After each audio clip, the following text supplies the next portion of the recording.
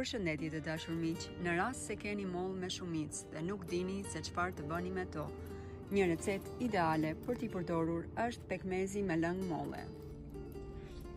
Fillimisht do pastroj mollët.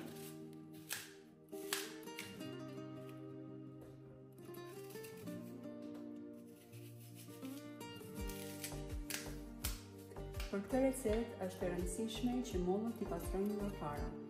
Do t'i presim në feta me qëllimin që ta kemi më të lehtë për t'i vendosur në shtrydhse dhe për të bërë lëngun.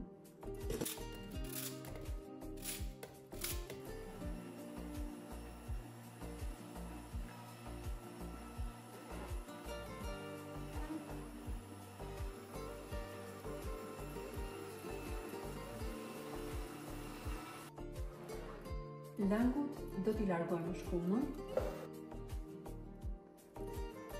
E gjithë kjo shkuma që është përsipër, do ta heqim sepse nuk na duhet për recetën e pekmezit. Dhe më pas mirë është që ta kullojmë në një kullojse me një nap brenda, pasi për këtë recetë na duhet vetëm lëngu i pastër i mollëve.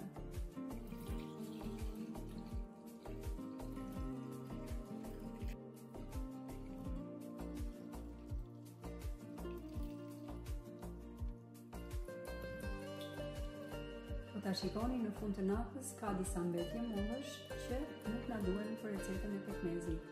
Do ta kullojmë edhe një herë për merat në një tenxhere të bollshme.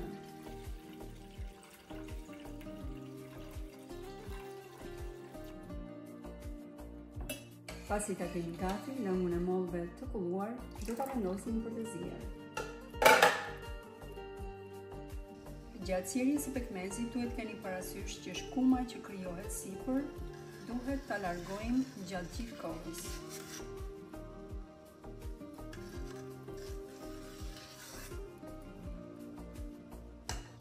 Po ta shikoni me kujdes tenxheren, lëngu ka filluar të shterojë.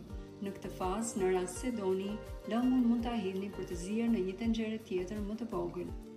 Bëjmë transferimin e lëngut nga tenxheria e madhe në tenxhere të vogël me kujdes.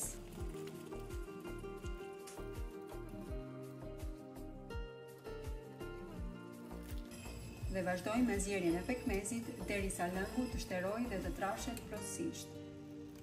Siç e shikoni, lëngu ka shteruar dhe ka filluar të trashet, por pekmezin nuk e kemi gati akoma. Këtu jemi në fazën përfundimtare të përgatitjes së pekmezit dhe në këtë fazë duhet kemi shumë kujdes që mos ta lëmë të bëhet më tepër se ç'duhet. Një provë që tregon nëse pekmezi është gati apo jo është ajo e pikës mbi thua.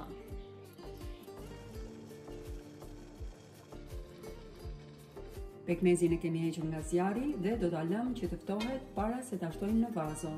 Gjatë kësaj kohe, mirë është që ta mbulojmë me një robë.